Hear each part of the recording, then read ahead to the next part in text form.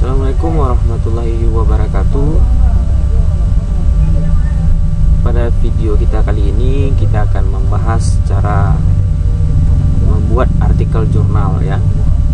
Jika sebelumnya pada video sebelumnya kita telah jelaskan bagaimana cara membuat skripsi ya, supaya paham bagaimana cara membuat skripsi gitu ya. Nah, pada video kita kali ini kita akan membahas bagaimana cara buat artikel gitu. Nah, sebenarnya jika dilihat membuat artikel ini lebih mudah dan lebih simpel ya dibandingkan dengan membuat skripsi atau tesis atau disertasi ya. Nah, artikel jurnal ini lebih mudah gitu, dan halamannya pun tidak membutuhkan halaman yang banyak gitu ya.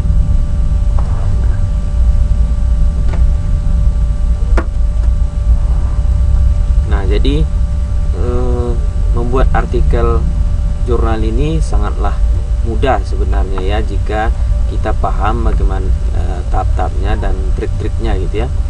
Nah, bisa kita lihat di sini langsung di sini saya buatkan kerangkanya ya, supaya kita tidak menghabiskan waktu yang lama untuk mengetik gitu ya. Nah, jadi saya tinggal menjelaskan di sini. Oke, sobat semuanya. Nah, seperti yang kita lihat dalam pembuatan artikel jurnal itu terdapat beberapa poin ya, terdapat beberapa poin seperti judul atau titel, abstrak, pendahuluan, metodologi, hasil penelitian, pembahasan, kesimpulan, dan daftar pustaka gitu ya. Nah, ini dalam pembuatan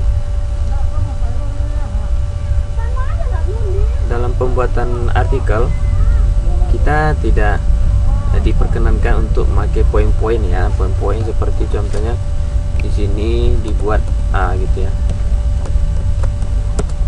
Nah, ini tidak diperkenankan gitu ya, tidak diperkenankan. Nah, tidak seperti membuat skripsi. Nah, kalau membuat skripsi, jika membuat skripsi memang memakai poin-poin tersebut. Nah, jika ada poin-poin yang ingin dituliskan, cukup diketik gitu ya.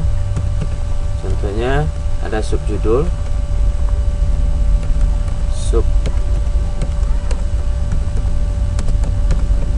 pendahuluan. Nah, cukup dihitamkan saja, dihitamkan, kemudian dituliskan isinya gitu ya. Nah, ya, ini salah letak ya. Contohnya di sini di pendahuluan itu ada subnya. Nah, maka cukup diketik kemudian diblok. Nah, jadi tidak perlu diberikan poin di depannya, di belakangnya gitu ya. Nah, gitu.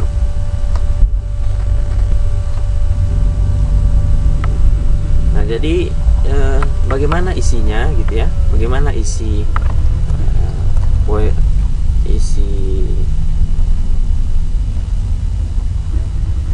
poin-poin ini? Nah, isinya itu sama seperti kita membuat skripsi ya. Contohnya ini judul seperti biasa buat judul ya. Kemudian abstrak. Nah, ini abstrak. Nah, abstrak ini menggambarkan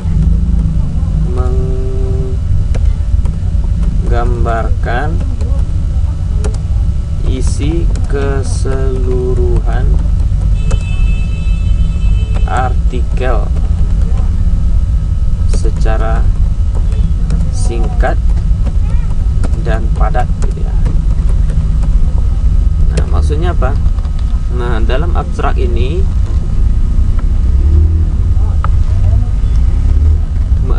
sudah tergambarkan sedikit tentang pendahuluan gitu ya, atau latar belakang, tentang masalah penelitian yang akan diteliti, kemudian metodologinya, hasil penelitiannya, gitu ya, pembahasannya, kemudian kesimpulannya. Nah, ini sudah tergambar di abstrak gitu, sudah tergambar di abstrak secara singkat dan padat gitu ya. Nah, itu isi abstrak gitu ya. Kemudian isi pendahuluan ini yaitunya isi latar belakang dari masalah penelitian kita gitu ya. Nah, kemudian ada penjelasan-penjelasan mengenai data tentang masalah penelitian kita, kemudian penjelasan yang menarik mengenai latar belakang masalah penelitian yang kita angkat gitu ya. Kemudian bagaimana data-data yang kita dapat dari hasil penelitian orang lain yang berkaitan dengan masalah penelitian kita bisa dipaparkan dalam pendahuluan ini. Nah, jadi persis sama dengan kita membuat latar belakang skripsi gitu ya, skripsi atau tesis atau disertasi gitu ya. Nah, tapi dalam artikel jurnal ini ya lebih singkat dan lebih padat isinya gitu ya. Nah, itu saja bedanya gitu ya. Nah, kemudian metodologinya begitu juga ya. Metodologi begitu juga seperti metodologi penelitian yang kita buat di dalam skripsi gitu ya. Contohnya jenis penelitiannya yang digunakan itu apa gitu. Kemudian subjek populasi atau sampel penelitiannya bagaimana, instrumennya apa, cara mengolah data bagaimana. Nah, ya, semuanya diceritakan dalam metodologi penelitian ini secara singkat dan padat gitu. Nah, tidak perlu panjang-panjang karena pada umumnya artikel jurnal ini ya berkisar antara 7 sampai 20 halaman gitu ya pada umumnya gitu. Walaupun ada yang artikel jurnal yang panjang yang ada sampai 40-50 halaman gitu ya. Nah, itu tergantung jurnalnya masing-masing dan jenis jurnalnya masing-masing ya. Yang biasanya yang panjang-panjang itu jenis penelitiannya itu yaitunya research library ya. Ya, walaupun ada juga yang lainnya gitu ya. Nah, itu. Nah, kemudian hasil penelitian ya berisi hasil penelitian yang telah kita dapatkan gitu ya, atau yang telah kita olah gitu. Kemudian pembahasan ini ya ini membahas tentang hasil penelitian kita. Nah, jadi kita membahas hasil penelitian kita, kemudian kita analisis dengan hasil-hasil penelitian orang lain gitu ya. Apakah ada kesamaan gitu, atau ada perbedaan, atau ada pertikaian gitu ya. Nah, dibahas di sini. Jika ada persamaan, nah di mana letak kesamaannya gitu ya. Kemudian didukung dengan referensi-referensi yang lain gitu. Nah, kemudian jika ada kita menemukan hasil penelitian orang lain yang berbeda dengan hasil penelitian kita, maka kita bahas juga di sini gitu. Kemudian apa yang menarik dari hasil penelitian kita, kemudian di mana perbedaannya dengan hasil penelitian orang lain itu gitu ya. Nah, kemudian jika ada kekurangan mungkin dalam penelitian kita, nah bisa kita bahas di sini. Kemudian jika ada kelebihan pada penelitian orang lain juga bisa kita diskusikan atau kita tuliskan, kita bahas dalam pembahasan yang pembahasan kita gitu ya. Nah, itu isi pembahasan gitu. Nah, semoga sobat paham ya. Nah, gitu. Nah, jika belum paham, mungkin sobat akan bisa menjadi lebih paham ketika banyak-banyak membaca artikel jurnal atau banyak-banyak melihat bentuk-bentuk artikel jurnal gitu. Nah, ketika kita banyak membaca artikel jurnal, maka kita tahu bagaimana isi atau bentuk-bentuk isi dari artikel jurnal, kemudian format-formatnya bagaimana gitu. Nah, kemudian bentuk-bentuknya bagaimana gitu ya. Nah, jadi kita bisa memiliki perbandingan-perbandingan pada artikel-artikel jurnal yang telah ada gitu ya. Nah, sehingga kita ada gambaran yang jelas ya. Nah, ini sebagai penjelasan saja gitu ya, penjelasan saja. Nah, ketika sobat melihat artikel jurnal yang telah ada, nanti sobat bisa lebih paham lagi gitu ya. Nah, kemudian kesimpulan. Nah, kesimpulan ini bisa sobat tuliskan tentang kesimpulan yang artikel sobat gitu ya. Kemudian jika ada dukungan-dukungan gitu ya, dukungan dari berbagai pihak bisa dituliskan di sini. Kemudian jika ada kekurangan dalam penelitian atau kelebihan gitu ya, atau saran-saran yang untuk peneliti lanjutan, bisa dibuatkan di kesimpulan ini gitu ya. Nah, itu. Kemudian daftar pustaka. Nah, seperti biasanya daftar pustaka ini mungkin sobat tidak aneh lagi ya, atau tidak ragu lagi apa yang disebut daftar pustaka. Nah, itu. Nah, jadi sangat simpel sekali ya, sangat simpel sekali, dan isinya pun tidak terlalu banyak gitu ya. Yang penting singkat dan padat gitu ya. Nah, gitu. Nah, ini poin-poin yang pada umumnya ada pada artikel jurnal ya. Walaupun nanti ada poin-poin lain gitu ya, mungkin seperti ada beberapa jurnal gitu ya, setelah pendahuluan ini dia buat kajian pustaka,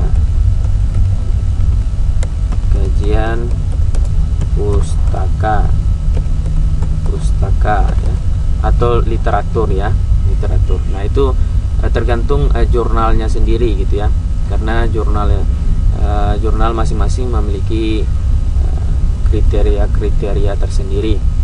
Nah, untuk isinya seperti itu. Nah, itu isinya pada umumnya seperti itu ya, pada umumnya seperti itu. Nah, setelah itu yang perlu sobat perhatikan dalam menulis sebuah artikel jurnal itu, yang pertama, jangan terlalu banyak memikirkan apa yang akan ditulis gitu ya. Nah, jadi jangan terlalu banyak memikirkan apa yang akan ditulis, tapi tulislah apa yang terfikirkan gitu ya. Nah, ketika sobat sudah melakukan penelitian gitu ya, nah sobat tinggal menyiapkan kerangka-kerangka seperti ini gitu ya, kerangka-kerangka seperti ini. Nah, kerangka-kerangka seperti ini nanti jika sudah ada, sobat isikan sesuai dengan yang sobat pikirkan gitu ya. Nah, jadi apabila kita sudah melakukan suatu penelitian, maka nanti kita tinggal merancang atau membuatnya lebih singkat dan padat gitu. Nah, dari hasil penelitian yang telah kita lakukan, contohnya para calon sarjana nih telah membuat skripsi gitu ya. Nah, bagaimana skripsi itu? Jika kita ingin membuat artikel, kita buat dia itu semakin singkat dan padat gitu isinya gitu. Nah, gitu. Jadi sobat siapkan kerangka-kerangka seperti ini dan isi kerangka-kerangkanya gitu ya, sesuai dengan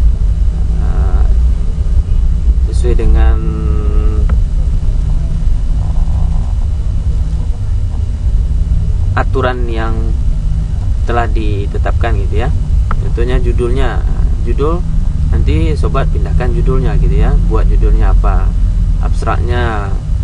Nah, abstrak itu kan seperti yang telah kita jelaskan, menggambarkan isi keseluruhan artikel secara singkat dan padat. Nah, itu pasti sobat sudah tahu gitu ya, sudah tahu isi secara kompleks ya, secara menyeluruh dari penelitian yang telah sobat lakukan gitu ya. Nah, maka ditulislah di sini sedikit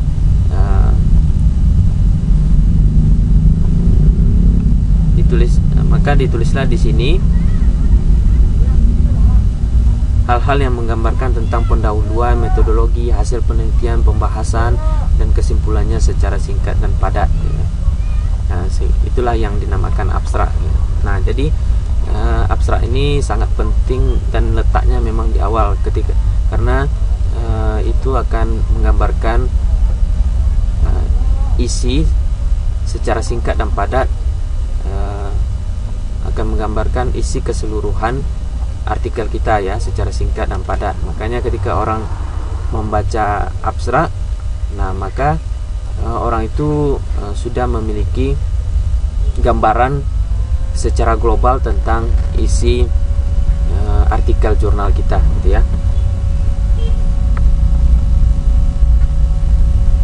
Nah, itu yang perlu diperhatikan. Nah, jadi tulis apa yang terfikirkan gitu ya.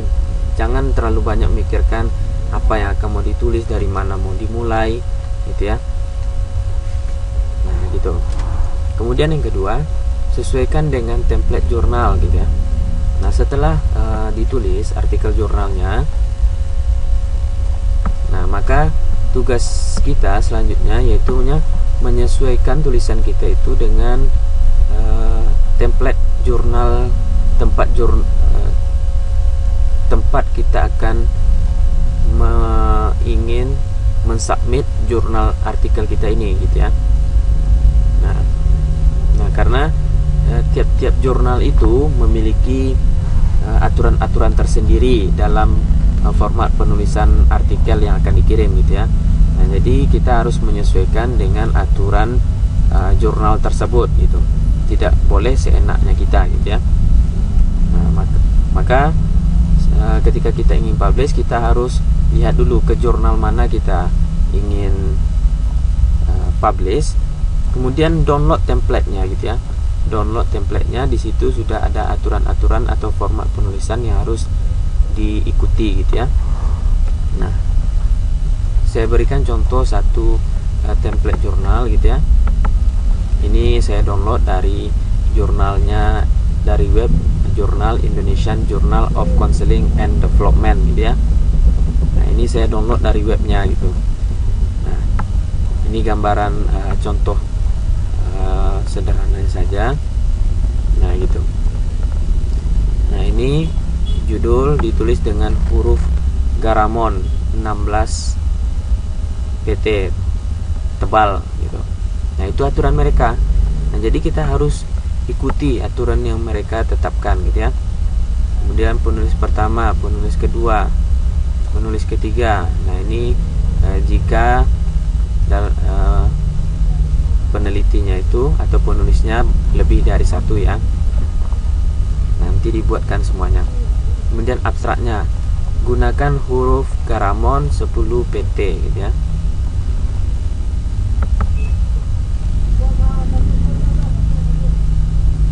Dengan satu spasi antar baris. Nah, jadi spasinya 1 gitu ya. Left indent 2,5 cm dan right indent 0 cm. Nah, ini left indentnya ya 2,5 cm dari tepi garisnya. Nah, ini 0 cm dan panjang maksimum terdiri dari 250 kata. Nah, jadi banyak katanya itu 250 kata, tidak boleh lebih gitu ya. Tidak boleh lebih karena maksimumnya 250 kata. Kalau kurang boleh gitu ya. Kalau kurang boleh. Abstrak minimal harus memuat tujuan utama, metodologi, temuan utama, dan simpulan gitu. Nah, kata kunci gunakan huruf Garamond 10 PT, lowercase, maksimal 5 kata. Kata kunci harus merefleksikan topik, subtopik, tema, desain penelitian, dan konteks penelitian. Nah, itu aturan mereka ya, aturan mereka. Jadi aturan ini bisa kita dapatkan pada template mereka atau template jurnalnya. Nah, ini biasanya jurnal atau pemilik jurnal itu melampirkan atau meletakkan template jurnal itu di website jurnalnya ya. Biasanya diletakkan di website jurnalnya. Nah, jika kita sulit menemukan templatenya, mungkin jika kita sulit menemukan templatenya, maka kita bisa mengontak kontak yang ada di web tersebut untuk dikirimkan templatenya, begitu ya. Nah, itu ini diskusi gitu. Nah, ini aturan-aturan mereka.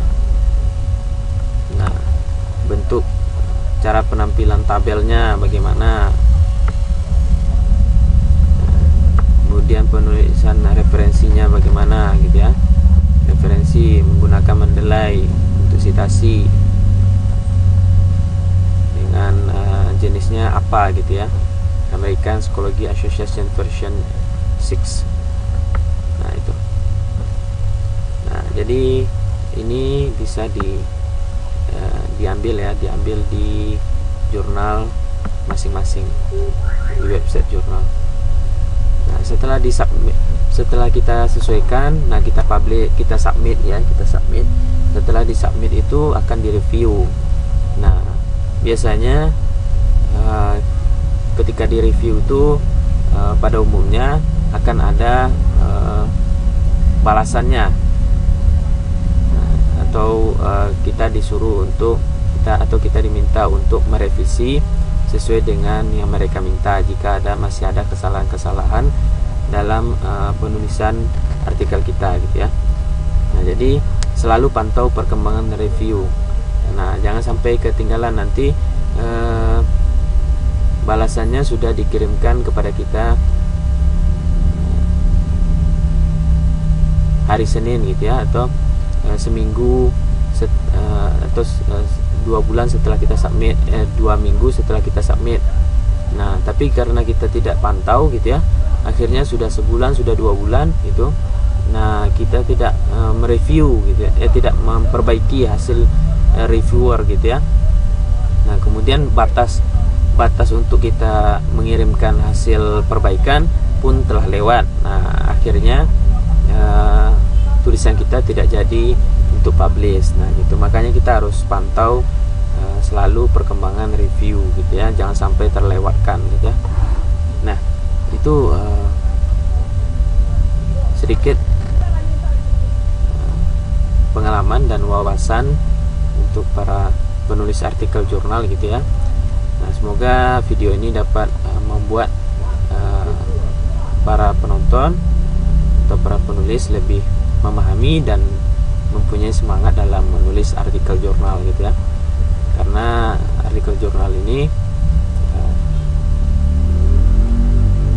bisa dikatakan lebih simple dan lebih mudah gitu dalam menulisnya gitu ya. Nah, oke. Terima kasih, semoga bermanfaat. Tetap jaga kesehatan. Demikian, assalamualaikum warahmatullahi wabarakatuh.